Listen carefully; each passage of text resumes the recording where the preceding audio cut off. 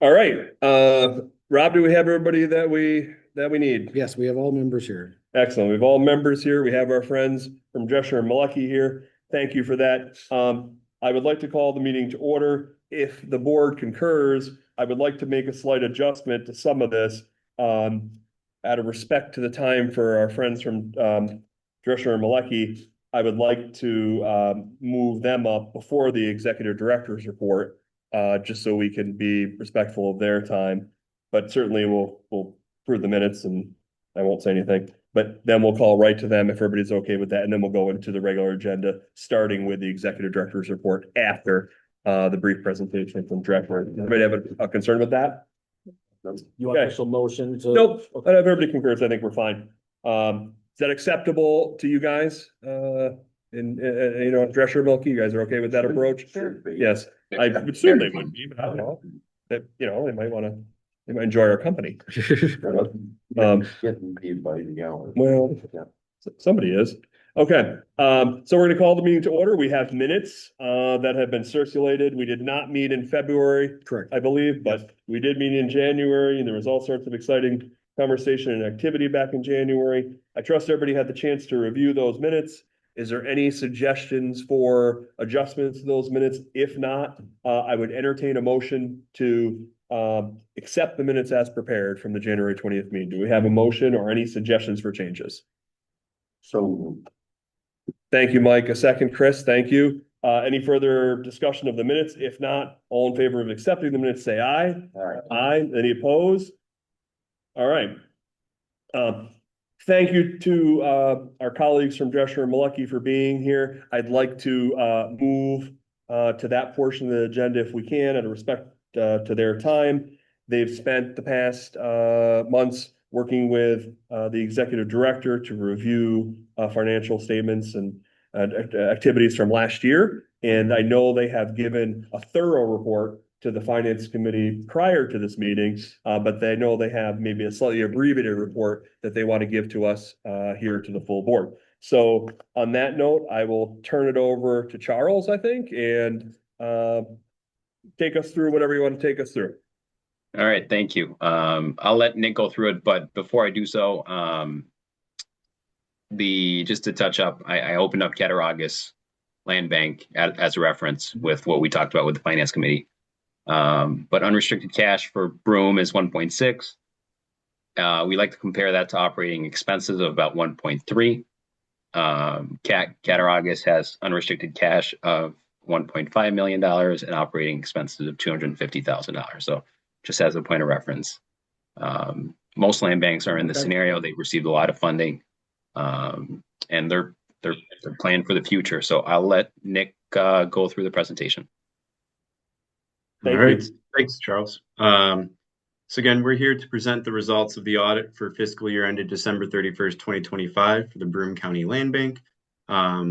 We did just present to the Finance Committee, so I'll be repeating myself to those members. However, I will be going through some new stuff as well with the board. My understanding is that everyone has a copy of the slides and the draft financial statements. But if there's anything that you would like me to share my screen on or point out in the drafts, please let me know. And feel free to interrupt with any questions throughout the presentation. So the products of our audit, we will, as deliverables for this audit, we'll have two items. We'll have the basic financial statements and your auditor's communication letter.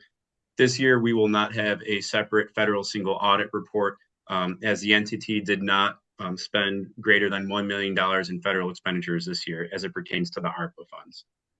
So this year, we just have the basic financials, which we plan to move forward with a clean, unmodified opinion that will be similar to prior years.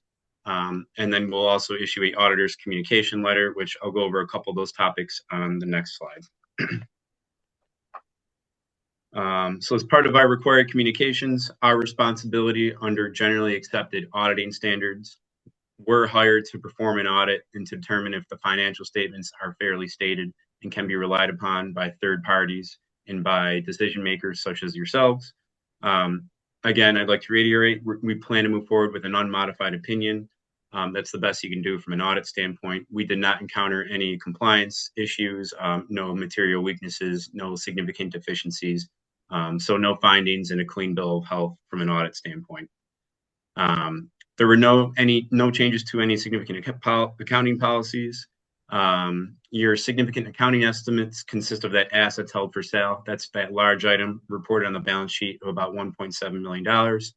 There is no substantial changes to how that's being recorded, or the bookkeeping surrounding that hasn't changed from prior years as well.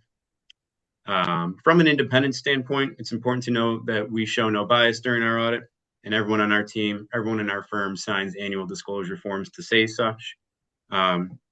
And then we'd like to thank Rob with all of his cooperation. We worked fully remote, but this was a pretty smooth and efficient audit. It couldn't have been done without him and his team. So thank you again for that. And we very much appreciate that. All right, a couple of the financial statement highlights. So your total cash on hand at year end, December 31st, 2025 is $2.5 million. Of that 2.5, you have about $927,000 that's restricted. That's completely offset by your liability, your unearned revenue of $927,000, and that fully represents the unspent ARPA funding as of December 31st, 2025. And then that big item on the balance sheet in your assets for $1.7 million, that's your assets held for sale or your inventory on hand. During 2025, there were 6 properties that were sold, and there was actually 4 properties that were acquired. So all of that kind of combines into what your total assets held for sale are at December 31st, 2025. There is also I believe there was a sale that happened right at year end that the proceeds weren't received yet. So that's why you show accounts receivable of about $113,000 as well. All right, on the next slide, your main sources of revenue. So as you can see, the big portion there, that green portion, is your grant income. You did see a decrease from the prior year. That's primarily due to the funding stopped from the New York State Enterprise from the Attorney General's office. And then there was no CDBG funding received as well. So in 2024, the enterprise funding was about $1.3 million and CDBG was about $300,000. Neither of those items were present in 2025. However, there was more ARPA funding recognized during 2025, almost $1 million. And then you also saw a nice uptick in your land bank initiative grants that total almost $800,000 during 2025. And then I'd like to point out there's also an uptick in interest income. The land bank stashed away some money in a high yield savings account. So interest income last year, I believe, was less than $1,000. This year is over $26,000. So that was nice to see as well, generate some money there. And then the property sales, that red portion in the graph there, that did increase as well to almost $700,000. So that was nice to see from a revenue standpoint as well. On the expense side of things, fairly consistent with the prior year, just in general with the cost of everything seeming to go up. You're kind of seeing that here as well. So not a substantial increase across the board. But that red portion there, that $507,000, that primarily represents your contractual services and your salaries and benefits. And then that blue portion there, that $1.4 million, that's the cost of sales. So that a lot of that is your construction and your rehab improvements and the money that's continuing to be spent there. So an increase on the expense side of things, but nothing substantial from 2024 to 2025. All right. And then on the next slide here, when you consider your revenues and expenses, you actually had an increase in your net position again this year of about $581,000. So now your total net position at year end is $3.4 million. As we mentioned in the prior meeting, that $3.4 million from an accounting standpoint, we label that as unrestricted due to the accounting standards that we have to present your financial statements on. So if you go to the balance sheet, you got $3.4 million in unrestricted money. However, there's some money that's tied up with your ARPA funding that will be going out the door. And then your assets held for sale, your inventory, kind of helps make up that number as well. So we like to point out that your liquid cash is about $1.6 million at December 31st, 2025. So that's pretty much it from a numbers standpoint. I don't know if we mentioned this in the last meeting, but we are substantially done with our audit. We do there's a couple external attorney letters that we send out that I believe we've received. Those are usually the last items that we need to obtain as audit evidence. So at this point, we're pretty much done with our audit. There'll be a final quality control review over our audit file and the financial statements. But once that's done, and if we get the green light of approval from everyone here, we can move forward with sending a representation letter to Rob and then formally finalize the financial statements. So Excellent. Charles and I are available for any questions now, or if anything comes up after the meeting, we have our contact information listed there. Excellent. Thank you. Are there questions or comments from the board members? I see none. Thank you guys for the work you've done with us. We appreciate our relationship over many years with you. This is one of those audits where it's a transitional time for us too, with new leadership at the head of the land bank. So it's just extra helpful to know, right, that in this time of transition that we have my words, not yours, clean bill of health going into new leadership at the land bank. So thank you for that. Any further things anyone here needs to ask or share? Anything you guys at Drescher need to share? Are we set on your end? I think we're set. We meet the deadline again, and we look forward to bidding again next time. Good. Finance Committee Chairman Sopcak, I understand that your committee has previously met in even more detail on the audit than this. Do you have a recommendation? We recommend the approval of the audit. Okay, we have a recommendation, I would even say a motion from Mr. Sopcak to accept the audit as presented. Do we have a second related to that motion? Wendy nodded. Wendy, it is. We have a second. Any further discussion related to the audit, our independent audit for fiscal year 2025? Any further discussion? If not, if you're in favor of accepting that audit, say aye. Aye. If you're opposed, say nay. It is accepted. Thank you. Gentlemen, thank you for your time. Thank you for your efforts this year.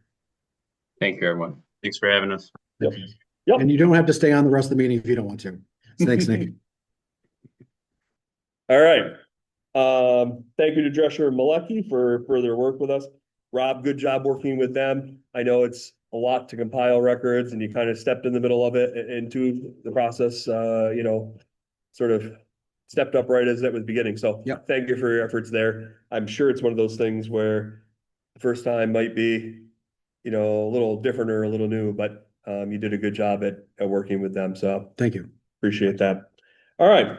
Let's move on to Executive Director's report if you're ready for that. Yeah. I know there's been 60 days or thereabout. Over 2 months. So there's been a lot of stuff you've been working on, I know. Why don't you update us as to what's been occurring? Okay, first I'll say, as it relates to our rehab projects, I'm pleased to announce that we have a solid offer for 170 Waller Street before the board for consideration today. We'll discuss that in a little bit more, but I just wanted to mention that this is the first time we utilized greater opportunities to assist us with vetting and financial qualification. They did a fantastic job and they have given flying colors to the couple and the family that is looking to buy 170 Waller Street. I know it's been a couple months since we announced the sale, but I'm very happy that we'll be able to. It's a beautiful property. Yes, we'll be able to put this in the hands of a 5-person family, their first time house. So we're very excited about that opportunity for them. Yep. On top of that, the projects at 5 Tremont Avenue, 27 Columbia Ave are coming along really well. We have run into a slight foundation issue at 5 Tremont Avenue that was not noticeable inside the basement, but some exterior foundation issues as they began site work at the property. Working with L2 Studios and Malarkey Construction, the contractor, as well as Construction Management Associates, we have a plan as it relates to address. I'm waiting for some additional cost analysis on that. But I have the full faith in Malarkey Construction as they've done both foundational repair work at 33 Elm Street and 8 Gray Street, and they did phenomenal work. We don't think this is of a nature that's so devastating that it's gonna blow the budget out of the water. No, they gave me some preliminary numbers the other day, but they need to really button those up. But is within the additional 10% that we add on on the back end of projects. And then the county has received its payment for the 5 rehabs that the board approved for acquisition in January. I did sign just this morning the paperwork in order to acquire those full properties. So if the paperwork was fully filed today, we will have officially owned 22 Andrews, 22 Beethoven Street, 115 Bigelow, 90 Evans, and 24 Hay Street. Good. As it relates to our demo projects, there's a resolution for the board today to acquire several properties for demolition. This has already been approved by the county legislature and signed by the county executive. And we appreciate their assistance and Real Properties assistance throughout this entire process. Additionally, the next foreclosure list, which is for properties outside of the city and the remainder countywide, had a final date of redemption last week. Real Property will be working with the county attorney's office in order to get all the paperwork over to the courts. And then once that paperwork is finalized, we'll eventually have the option to look at some countywide properties. Generally has been for demolition. As it relates to our land bank operating funds, we're continuing to track expenses since our new grant started in September. We have not issued a disbursement yet for that, but we plan to do one soon. As of right now, incurred expenses since September have been just over $95,000. As it relates to our other land bank initiative, both the phase 2 and the P2 grant, we continue to again track expenses in those as well. As a reminder, the P2 grant is mainly what we're using right now to assist our demolition program, pre-development expenses towards ARPA. And when the ARPA funds run out this year, we will utilize that for the subsequent remaining rehabilitations of those 5 properties. And we'll also utilize some of the original phase 2 funds towards acquisition. I will be submitting a disbursement towards the original phase 2 expenses soon because of the acquisition that we just recently undertook for those properties, and that draw will be just over $120,000. As it relates to the VRP program, the project at 140 Hawley Street has been fully completed and closed out. This is our second completed VRP project, and the property owner is extremely happy with not only the work that was done, but working with CMA as the construction manager. And I believe that was Carpinelli Contracting who did that. She was very, very happy with their work and could not say enough things. She actually wanted to try to attend the board meeting today to thank you all for approving the project and the work that was undertaken. Unfortunately, she was not able to make it. The projects at 18 McGatt Street and 27 Parsons Street are well underway. We're very close as it relates to getting underway at 7 Carhart Avenue, which isn't far behind. And then our CM right now is procuring pricing for the rehab at 147 Clinton Street. So we're hoping that one will be shortly after 7 Carhart Avenue. I do want to mention one thing as it relates to the VRP projects. We have had a little bit of some communication challenges since the beginning of this year as it relates to 18 Cary Street and the property owner. However, I am happy to report that we did have a very productive meeting yesterday that included the property owner, the land bank, our CM, and one of our local architecture firms that's on a term contract for the land bank. And I believe that that communication issue will not be an issue going forward. And I believe we have a path forward to ensure that this is a successful, ultimately completed project. So I'm very happy to report that. Rob, you're confident that the property owner understands that being responsive is critically important to our success and their success? Yes, correct. And I do not foresee that being an issue for the remainder of the time as it relates to this project. Good. Because what's our deadline? I'm sorry to interrupt. Our Yes. deadline to spend those funds is coming. Our deadline to spend those Which is funds coming. is by the end of this year, right now. Right. Obviously, we have reapplied for further funding. Yep. And originally the Housing Trust Fund Corporation Board of Directors was planning to meet this month. Unfortunately, they were not able to, so they're meeting next month. So the earliest we'll have any inkling if we're going to be reawarded further funds and an extension of the program would be next month. But at the moment, God only knows what happens. We may Yep. not be reawarded. Hopefully we are. Yep. But if we're not, December 31st, the program. Is this the last VRP? Is that project you referenced the last VRP project that we've authorized that has not begun something significant as it relates to work planning, whatever it is? Or is this the last one, basically the slowest one kind of thing? Correct. That one is, and there's also, I was going to mention, Bob Shannon is working independently as Right. it relates to 21 Walnut Street, where Yep. he's acting as the developer. He has not requested a draw yet. When he does, we'll review that. But yes, outside of that, at the moment, the last remaining project, I believe, is just 18 Cary So it's Street. just critically important that there's, And 18 Cary engagement. Street of all of the projects is the largest, right, because that is depending on how it ultimately shakes out, a 3 to 4 unit building is the plan. right. There are some caveats to if they try to make it a 4 unit because it would access the 3rd floor. It may require a sprinkler system under building code. So that's to be determined. Yeah. It's probably leaning towards a 3 unit, but we've had discussions about trying to make it 4. Gotcha. Good. Okay. Good work, getting the owner to re-engage with you. Yeah, Good work. thank you. Yep. And then as I mentioned, Bob Chain is still underway with 21 Walnut Street. As it relates to the small business tipping fee waiver program, while there's no applications before the board today, there are 2 applications that we've received. They're not 100% complete. We are working back and forth with both the demolition contractor and the property owner. And once those projects are fully complete, and if they're fully determined to be eligible, I'll bring them before the board at some point, either April or in the near future. And again, a friendly reminder, because we haven't met in a couple months, projects for that are capped at $15,000 in tipping fee waivers. And they're defined as a small business of having 50 or less employees. At the moment, we can't do any projects that are considered condemned because we have to be able to abate the asbestos, or the property owner would have to take that debris outside, which would not allow for a waiver anyway. As it relates to the BOCES Tiny Home Partnership, BOCES students are hard at work on the 2 tiny homes. I want to thank everyone who was able to participate in our, I want to say recent, but it was in February, tour/site visit to see the work firsthand. There is an official resolution before the board today as part of the acquisition of properties to acquire fully 8 Truesdale Street for the project. And we have begun working with L2 Studios to get the ball rolling on site development, which will include the need to request variances for subdivision of the lot into 2 separate lots. That'll have to go in front of the City Zoning Board of Appeals, which we're hoping to potentially get in front of them for April, if not May.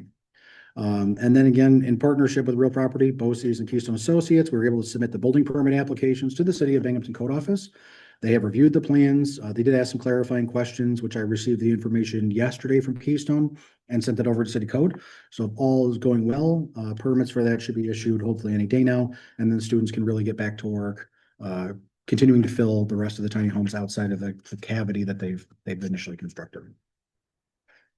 Some administrative and housekeeping items. I was going to mention that the finance committee just met before and we reviewed the financials. Obviously, we took that already up right now. I do want to thank, I know he wasn't on the call, but Luke Malecki, who's one of the partners at Drescher Malecki, Charles, Nick. There was a gentleman named Alex who was very helpful, not only for this year's audit, which was my first completely on my own, however, the 3 years that they've undertaken their audits. And I also want to thank, as Nick pointed out, quote unquote, our team. Our team also includes Mondorf and Fenwick, who was really very helpful and crucial for this year for myself in order to prepare everything and get everything reviewed, buttoned up, and to the auditors. And any questions the auditors had that were beyond my scope, Mondorf and Fenwick was really great at providing that information to me to share with the auditors. With that said, this is the final year, or this audit was the final audit of their 3-year agreement, so we will need to RFP for those services before the end of this year. And then on top of that, as it relates to a lot of things due in the month of March, Chairman Martin and I presented the Land Bank's 2025 annual report earlier this month to the county legislature. They were very receptive. I think that went really well. You all should have received an electronic copy. If anybody would like a hard copy, because we have some extras in the office, I'm more than happy to get them to you. And we also have that available on the website. And one last thing on administrative housekeeping, as it relates to an assistant director search, we are hopeful to list the job soon. It was my intention to do so prior to now. However, with everything required in the first quarter of the year, such as the audit, the annual report, and as part of all this information, we have state mandated ABO reports that are due by the end of the day, a week from today, very, very front loaded in the first quarter of this year. So unfortunately, there would not have been a lot of time to try to conduct interviews at the moment, but we are hopeful to list that job very soon. We are hopeful to get a good number of applicants, and I'm hoping to be able to report some greater progress on that by our next board meeting. And then just one last thing before we get into the financials, if anybody has any questions on those, is as it relates to the deposit placement agreement, we have fully invested the $1.25 million that I'm authorized to do so. And though we've only received about $7,000 in interest since the beginning of this year through the end of February, we have received in total around $25,000 in total since we started the ICS agreement through Intrafee and NBT Bank. And then that's it, unless anybody has any questions on the financials. Obviously, as it relates to the January financials, they were very limited due to the early time of the year. We're getting into some draws as it relates to our construction, rehabs and VRP projects. So there is a little bit more financial activity as it relates to the financials versus last time we met. Good. Thank you, Rob. Do we have questions? Yeah, Tar. You've generally been great about keeping us informed. Just and if the job posting goes up before our next meeting to share. Yes, I would be sure to share with you guys when it's going live, a copy of it, all of that would be shared with you all. Thank Yep. Good. Yeah, Wendy. I only have a couple of questions on that as well. So I know you had mentioned that it would be on the Broome County website. Correct. Is that a tested position? So it depends on who I believe it's supposed to be. However, in my 3 years of being the assistant director, no test ever came up. So it So is, They didn't Well, apply for it? okay, sorry, is there something? well, are we talking about the deputy or? The deputy. current one? The deputy. Deputy? Well, I was referring to the deputy. Yeah. He's the Okay. executive director. I was That's been informed- presented as well. So yeah, they're both actually tested. Yes. There's no list, right? Because I'm not sure the test, that's not true. The test has been given for the director. Our past two directors, I think, have taken it. Yes, both my predecessor and her predecessor Yeah. both took the test. Both took the test and passed it, obviously. Otherwise, I would have been there. But when the position was created, the deputy director position was created, we were informed that our friends at New York State Civil Service had identified that as a tested position. And then it's a waiting game, right? It's waiting for them to develop a test, offer a test, tell the personnel department there's a test, tell Rob he's got to take the test. My recollection is that part never happened. Rob, is that accurate? Like, Yes, in the just over 3 years I was assistant director, I did not ever receive notification of that a test was available. I understand that sometimes those things take time, and again, there are longer periods in between, but in the 3 years, no, there was no But our test. understanding is that it's likely there would be a Yes. test someday if Correct. the state I think gets to that point. Played a part in all of that as well, you know. So they have a test that you don't pass, you're gone, huh? There is something about that. It's pretty- I mean, I guess I would say that my guess, I don't know, and not really my place to speculate. I would guess that the Broome County Land Bank Deputy Director title is the only one that exists in the way that this is created through a administrative services agreement with Broome County. And so there's probably not lots of other positions in land banks that have the same structure that it would be a tested position. So there's probably, even one title, one position, one title in the whole entire state who would fit into this category. So probably not at the top of, everybody's list as far as creating that Yeah. test. But I think a lot of land banks aren't necessarily structured in the same way we are. They may be outside of, say, the normal county government, administrative setup. So they may not be Yeah, testing so all those as an example, positions. like Syracuse Land Bank, which has a handful of staff members, It would be a is- deputy director. they Probably. may, I know they have a director, I think they have a director of like finance, and which I think acts as a de facto assistant director, Luke, I think it might be him, or CFO. But they're outside of their normal county government. However, some land bank directors are also, for lack of a better phrase, doing double duty. They might be a planning department employee, but also designated as their land bank director, in which case they've already may have been tested to be in their position. So to an extent, all land banks are unique. And it's my understanding too, from my predecessor, based on the test she took, that other land bank directors have taken, like the tests have been completely different either, from one director to another. They haven't always been exactly the same. Part of that is dependent upon how the structure of the job specifications are determined, is usually determining what style of test you may take. But yes, technically both positions are, both the Tested. director and the assistant director are supposed to be, though they're admin appointed, are still supposed to be tested positions. We anticipate that at some point, Correct. Rob will receive a notification as it relates to him. And theoretically, someday, a deputy director might get that same letter or notification. But in 3 years, Right? Yeah, Yep. because planning's been waiting 3 years for planners to get their tests.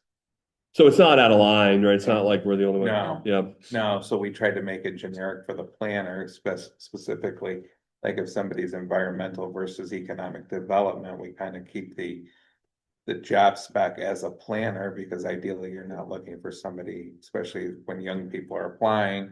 Since your goal is to keep them employed rather than losing because of a specification under a civil service exam. So I try to keep Right. it as generic as possible to keep them employed, but some of them have been waiting 3 years. Yep. okay. Thank you. Thank It's a good you. question. Yeah, it's a good question. Other comments or questions about the executive director's report? All right. Thank you, Rob. Anybody has any questions, feel free to touch base with Rob outside the meeting. I'd like to now move to the public and community advisory panel comments. If anyone from the public wishes to address the board for a period of not more than 5 minutes related to land bank topics, we're here and ready to hear you. If not, we'll move on. It seems we have no one. So let's move on to the agenda, the next step of the agenda. We've already, new business, we already covered the independent audit. Rob, thank you again for your work with Drescher and Malecki on that. We appreciate that. And as you noted before, I'll have to RFP that again for next year, sometime later this year, I'm guessing. The next item, number 7 in the agenda, something we do every year, relates to the Land Bank Association membership and dues. I know that's been a helpful organization for both the Land Bank and you and the previous director to be a part of. Is there anything you want to add to that other than just the straight up facts? No, in addition to the memo that was in the packet, obviously based on our budget that we submitted as part of our ABO filing in the fall, our budget was a little over $4 million for this year. So with that, we bump up to the third category with budgets over $3 million. So our land bank dues for this year will be $2,500 because they do a tiered system based on land bank's budgets. As Aaron mentioned, the Land Bank Association has been very successful and helpful as it relates to lobbying for land banks. While there was no additional funding added in the governor's original proposal for this year, it's my understanding both the Senate and Assembly one house resolutions/bills call for further new funding for land banks. So we're appreciative of that. And additionally, having our now quarterly meetings, but our monthly check-ins have been very beneficial, especially when a lot of those meetings include representatives from HDR to answer questions, talk about programs, talk about changes and requirements. I think overall, the small amount of money for the dues is greatly outweighed by the benefit of having the membership in the association. Okay, I continue to be encouraging of the land bank staff to participate in the association, including in conferences. Yes. You learn so much more and build the relationships with people personally when you are with them, physically with them. So, any questions about Land Bank Association or Land Bank Association dues of $2,500? Yeah, that's what I was going to. Any other comments? Do we have a motion to approve the 2026 Land Bank Association membership and dues? We have a motion. Tony, thank you. A second. Chris, thank you. Any further discussion? Tara? I will be abstaining just because sometimes the organization gets funded by the Land Bank Association. Not a direct conflict of interest. Yep.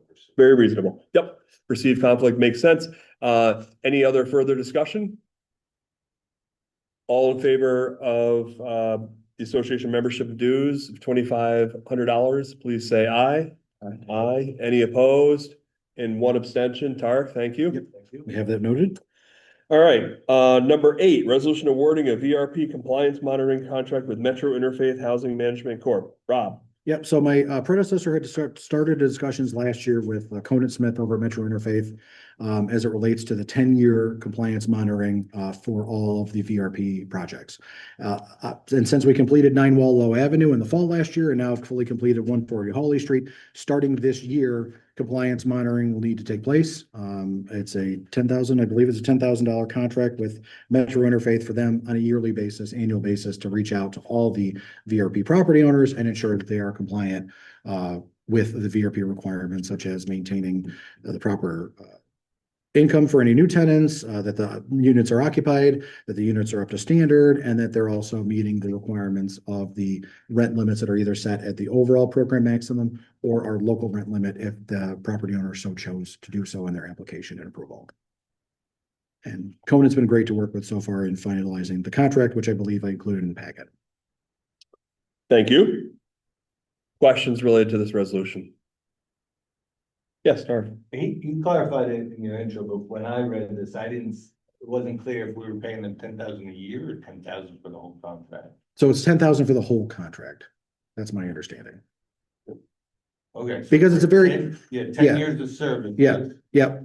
So it's $1,000. Essentially, yes. And the problem is you can't really say exactly 10 years because it's 10 years from like the end of the last project. So while they'll start their first monitoring at 9 Waldo, they won't need to begin their first monitoring on 140 Hawley till next year. So I was less concerned about the year. yes. And because right now, that was a discussion we had previously, was when trying to determine the fee was, at the moment, we've only awarded a handful of projects. So this only required them to send out certified letters to just 5 or 6 people at the moment. So obviously, if we're re-awarded funding like we hope we are, Did be back with an we'll amendment. probably be back with an amendment to this agreement, because I can't see Conan saying, okay, if you're gonna award another Yeah. 5, 10 property owners, we'd like a little bit more as it relates, because then it's gonna push it out even 10 years farther, based on when the last contract is. So this is based on the current crop of awarded property owners. Further questions, comments? If not, I'd entertain a motion to award a VRP compliance monitoring contract to Metro Interfaith Housing Management Corp. Rich, thank you. Do you have a second? Second. Tony, thank you. Any further discussion? All those in favor say aye. Aye. Any opposed? Carries. All right. I think we're at the point in the agenda, Rob, correct me if I'm wrong. We need to go into executive session to discuss the acquisition and disposition of real property. Correct. We have some acquisition items which are in the packet. As far as one of the rezos, several properties in the city of Binghamton, Truesdale, Matisse, Munsell, Griswold, Walnut, Gerard, and Rush, and also the sale of 170 Moeller. Correct. If I could have a motion to go into executive session to discuss the acquisition, disposition of real property, including those I just mentioned, that would be great. Wendy, Yes, thank you. please. Do we have a second to go into exec? Mike, thank you. All those in favor going to executive session, say aye. Aye. Any opposed? I would have. All right. Thank you. Thank you, board members. Appreciate the opportunity to discuss these matters in executive session. I'd now like to return to the regular order of business, Rob, if we could, starting with resolution number 10, which is a resolution authorizing the acquisition of properties from Broome County. Yes. Rob, what would you like to say about this one? As I mentioned before, this is the acquisition of 6 demolition sites in the city of Binghamton, as well as 8 Truesdale Street in the city, as it relates to the project between the land bank, the county, and BOCES for the tiny homes project. Again, it's $1 for each of the demos and $6,000 for Truesdale. Thank you. Questions about this resolution? If not, I entertain a motion to authorize the acquisition of properties from Broome County. Do we have a motion? Where are these ones going again? So Yeah, these I mean, ones- I know you just mentioned the streets, but were we talking, are these where there's 2 on each property? Is that the? Truesdale. Truesdale. So Truesdale would be There's not 2 on every property. no. So the rest of them, Or straight up demos, right? yes, are straight up demos with the possibility at the moment of holding on to them, except for 1 or 2 of them. Except for one where there's 2. Truesdale is the one that's been identified for the pilot program with Yes. BOCES. So the other 6, some of them we were thinking about the prospect of other future programs such as Move in New York. Or if the pilot program with BOCES is successful, obviously BOCES would be interested in continuing that into the future. Additionally, Mattis Street, if I'm pronouncing that correctly, that one's completely almost like landlocked. There is the church there on Clinton Street, one of the Ukrainian churches that might be interested in that. There's Mattis Street is like a solid 1-lane road essentially to get back there. It's behind the church parking lot.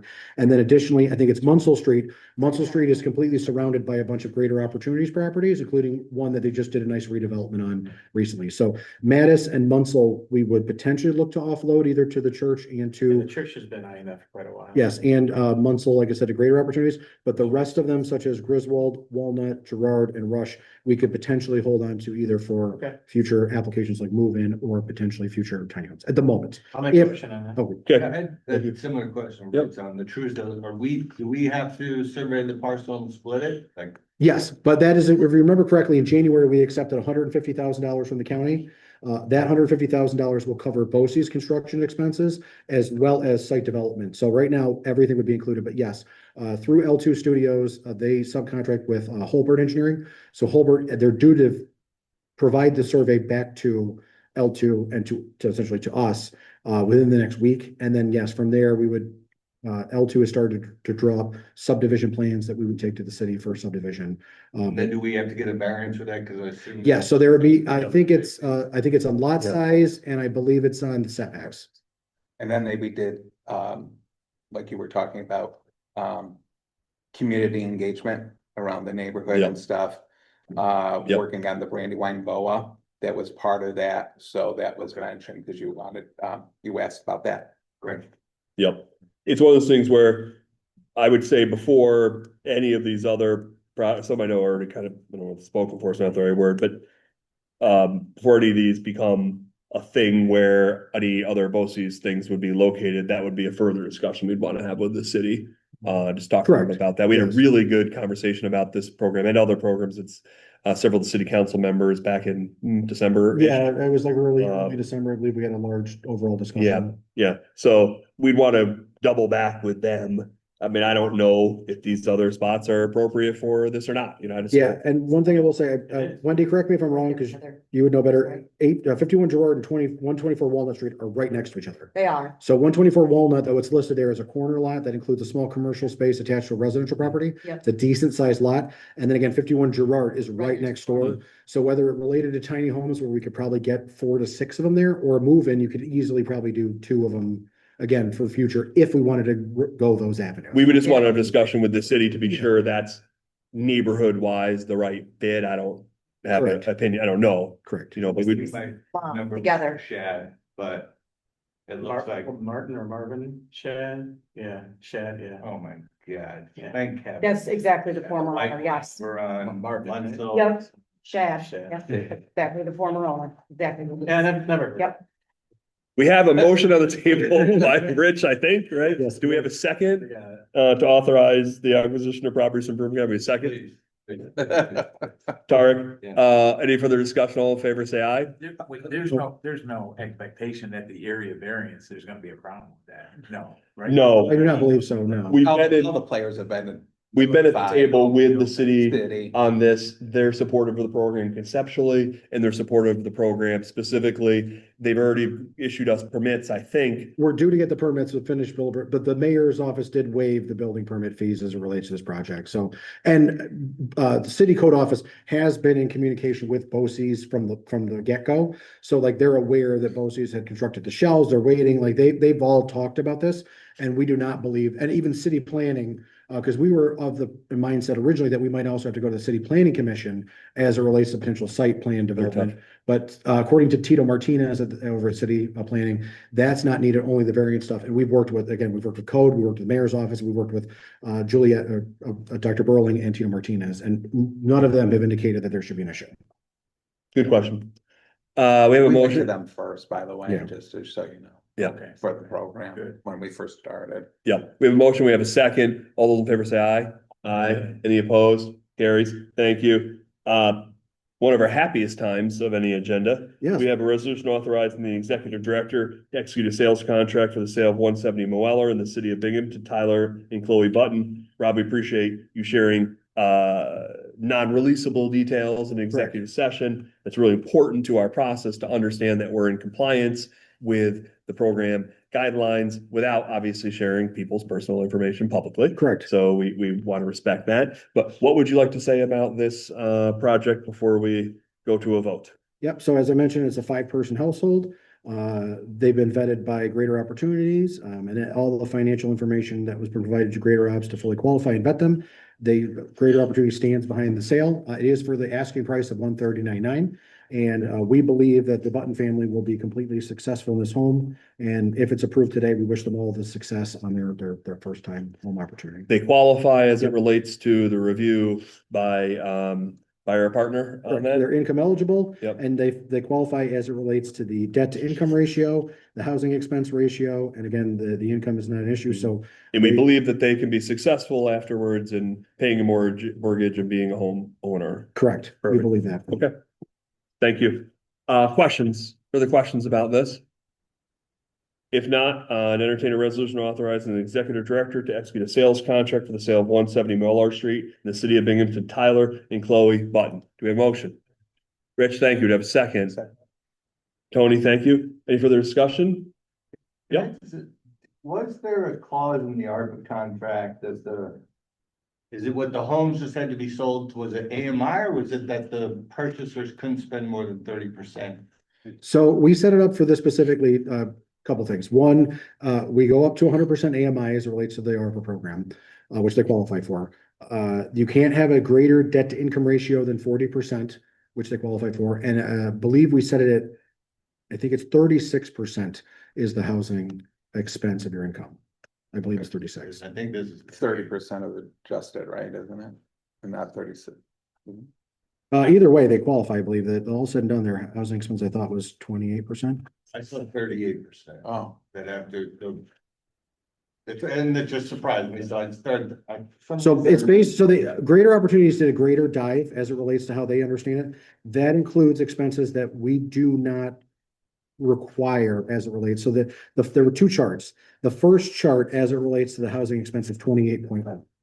And they meet that. So that's what it relates. It's because it's housing expense. So housing expense is your mortgage, it's your PMI, it's your property taxes. What you're looking at on the second chart includes additional utility expenses, which does not qualify as it relates to what's a housing expense. The housing expense, as I understand it, and as we've generally done it, is that it includes the taxes, the mortgage interest, in this case, hazard insurance. And so all that included ended up being below the amount that we required.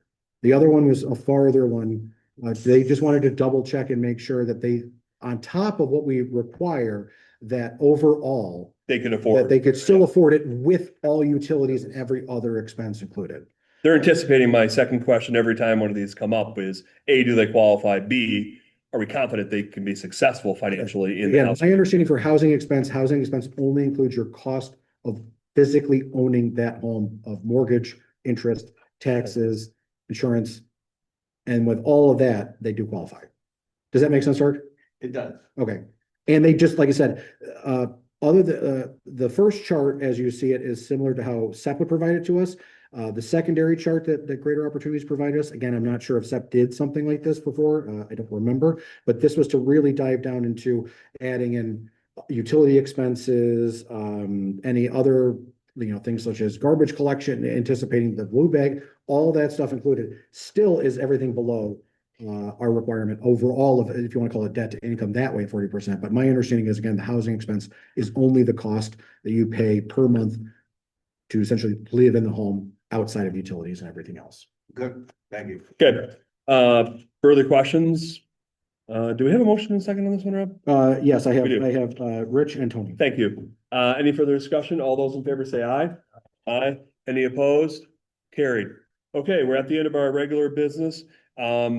We had a discussion about the potential acquisition of real property in executive session. Is there any activity or action related to that discussion? well, I'll make a Tony, motion to go get it ahead. on the floor here for discussion. Yeah. So, what did you say earlier? I would say an authorization for executive director designee. Purchase offer up to 650,000 for 860 Vestal Road. Okay, And a down payment of no more than what, 5,000? $5,000 earnest money Money. deposit for 860 Vestal Road. Road in the town of Vestal. Correct. We have a motion by Tony to authorize the executive director to make an offer of $650,000 for the purchase of 860 Vestal Road in the town of Vestal, including a $5,000 earnest money deposit. Do we have a second on that motion? I'll second that notion. Chris, thank you. Discussion. Is this something that has to be done today? I think that there's a desire to move forward on this as soon as possible. So I would say that, so just to be broad and explain about this project, this is the former Vestal Nursing Center. There's a proposed partnership between the land bank and Broome County to acquire the property and demolish the property. The desire, if you've been by the property, it's pretty bad, and there's a desire to address this as soon as humanly possible. We understand that the county may be taking action very soon, as soon as early April, to introduce legislation as it relates to partnering with us financially on the project. So I would say that that the desire would be to take action as soon as possible to do this. I would say also that this is just the first step in the process. We have to make a formal offer. They have to accept it. There's title searches, there's lawyer stuff and other stuff that's going to take probably months. And then at the very end, right, Rob, there would be another resolution coming back to this board that would authorize the actual acquisition of the property. This is just to authorize the executive director to make the offer. Theoretically, an offer could be rejected, right? So it will absolutely be coming back to the board if there's a successful conclusion of the negotiations to this board for approval. So I think we're just getting started, as much as it sort of sounds weird to say it that way. We're months away from potentially closing on this, even if we act today. So I think that's sort of the impetus for acting as soon as possible. When did this property go vacant? I think The before flood? Isaac purchased it. This became vacant after the flood of 2011. So my recollection is that the former Vestal Nursing Center company, I don't know if there's a word for it, but the nursing home operated out of this facility. It was flooded in 2011, and they moved up to the corner of 26 and Sheedy, Juneberry, like that area up there. They built a new facility, and this became vacant, and they sold that property to another entity, and it's, to my knowledge, it's been vacant ever since then. So 2011, 20, 15 years. And it looks like it's been 15 years if you. This is also our Isaac Andrew. What's that? Keep saying Isaac. My understanding is that one of the owners was the former Isaac, or former owners was Isaac Ansarut. The property, my understanding is the property has been in foreclosure from a mortgage standpoint, from a lender standpoint, and that the situation is that any proceeds from the sale of the property go towards the settlement of the dispute or the situation between the owners and the lenders, and that any proceeds spent on this would go to settle the lender situation, not to the owner of the property. And they've been tax delinquent for how many? 2022. 2022. There's significant back tax issues, there's significant code issues. I know Vestal has done their best to try to address the code issues. Maybe successfully, maybe not. I think the owner has, it's a mixed record as it relates to maintaining properties that he and his colleagues owned. This is probably right up there with the rest of them as far as its state of upkeep, which is, the reason I think why county leadership and us, of course, want to get involved and try to address it. Have the two realtors been in contact with each other? Yeah, our realtor, Bob Farrell, and the seller's realtor is Scott Warren. Yeah, Scott Warren. Yeah, very consistently for a couple of months. Should we assume that this number was generated by the fact that we know that it's going to be accepted? We have good reason to believe, Rich, that it would be accepted, that there's been discussions over the past months about what would be acceptable, and we believe that this would be acceptable. Again, we have to offer and they have to sign, but we believe this would be acceptable. We know that there's a higher amount owed to the lenders than this amount, but we believe that the lenders would accept this to move forward. And do you get any of that, or does the county get any of that for back taxes? Or is it all like? I believe that, yes, they will make the taxes whole for the delinquent amount, yes. You get all the back taxes? Yes. That's enough to cover the back taxes and because they're not paying the mortgage, right? Right. Right. We believe, first of all, we know they have to close, right? They have to pay this happens regularly, actually, for land bank properties. They have to settle those pay the back taxes that are due up until that date. Now, there is like a prorated portion of it for the coming year that kind of comes into play possibly, but the 2022, 3, 4, whatever, up to the date of sale, they must pay out of the proceeds of the sale or however they're going to pay, and that has to be done. That obviously would net them less in proceeds they're aware of that. And they're aware that, the amount that they would net would be less. Probably will be less than what, they're owed as it related to the deal they had. So how much is owed in back taxes? About 65,000. Oh, okay. For some reason, I thought it was a larger sum than that. So that's 100% of what the counties owe. So your county's made whole and they take a little bit of a haircut instead of a large haircut. They're gonna take a large haircut, but they're gonna take maybe a little bit less, depending how you look at it. Yeah. Yeah. Said the mortgage was 800 something. And what's the amount what's the offer again? It's 650. Minus the back taxes, Just the back tax. which is the taxes that go not only county, but the made wholeness, that doesn't really say it, but the county is, Vestal, the town of Vestal's, school Vestal School District. All of the levies are included, Right. all would be levies. And what is the source of funds? Is it just county tax money or is it? The county has a set aside fund for housing and economic development projects. My understanding is that a portion of that fund is being used towards this project. It's a fund that's been used to support other land bank projects in the past. The former Vestal, not Vestal, the former motel across from Enjoy is an example of how those funds have used them for. Also, another example how those funds have been used is the housing project at Depot.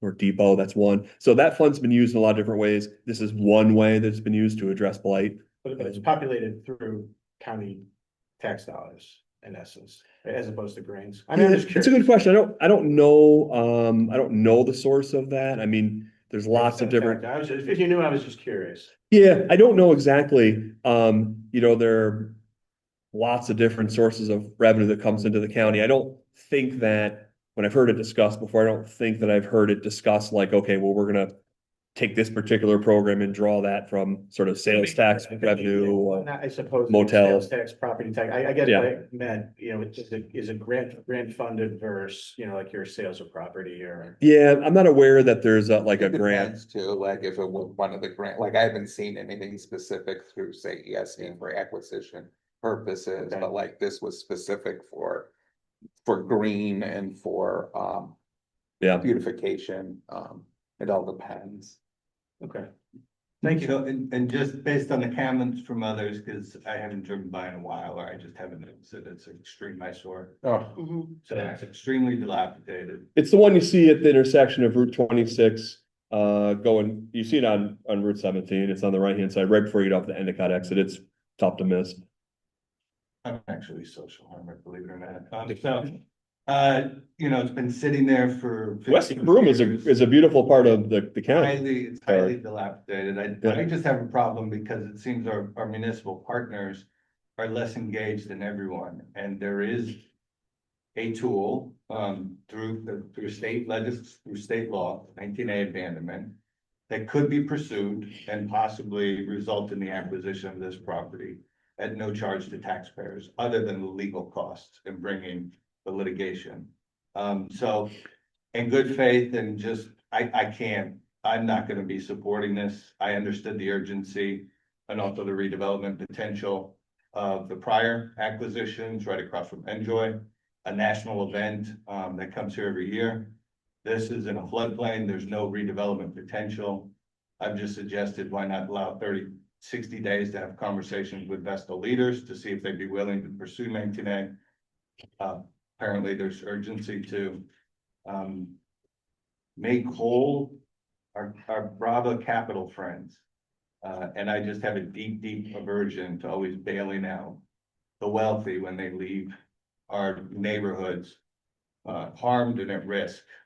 And I just have a real problem with this when it seems there's another tool at our disposal. So Thank you. I would say, just to add my 2 cents to what you said, I don't want to speak for them because I'm not them, but I believe the county leadership is not looking at this as it relates to, bailing anyone out, because those people are losing money on this. But I would say that their intent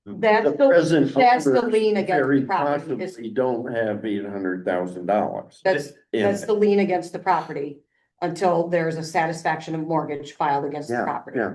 But Correct. doesn't the GIS show the history of, who's the prior owners and what they Right, you paid can for see it? right, exactly. Yeah. You can see the prior owner and what they. But paid GIS for, is only but you for don't like see the the lien. sale price, yeah, the See the mortgages, the lien. liens, that's not on there. You look Yeah, at- but we would know this if the sale price is higher or lower than 800, right? Oh, That was what you're asking. probably is. Well, But why else would they buy it? Right, If they couldn't buy it for a lot less. It's like buying medical debt. Yeah, It's still the same now, but you can just pay pennies for it. right, yeah. Is there any chance that any portion of this money could be used for the basements for the tiny houses that might want? now you're onto something. Sold. Just took a left turn. We're open to any ideas. Any ideas? Good time. Oh, here we go. And a Christmas party. Be careful here. Okay. All right. Is there any other? Thank you. Thank you. Thank you. I understand the other points for sure. Is there any other discussion on this matter? If not, we have a motion from Tony related in a second from Chris yeah. related to authorizing the executive director to make an offer of $650,000 for the purchase of 860 Vestal Road in the town of Vestal and a $5,000 earnest money deposit. Correct. We have a first, we have a second. Further discussion?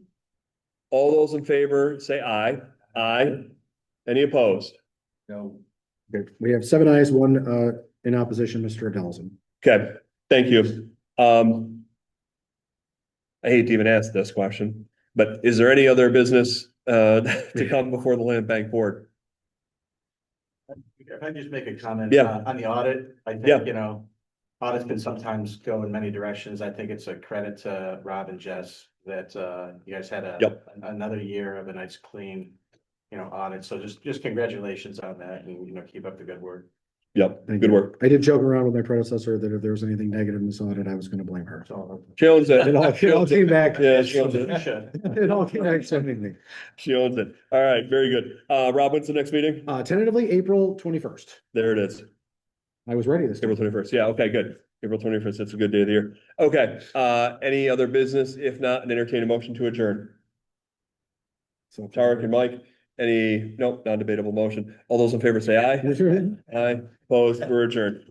You wanted to stay on? No, non-debatable, right? That's what I'm told. All right.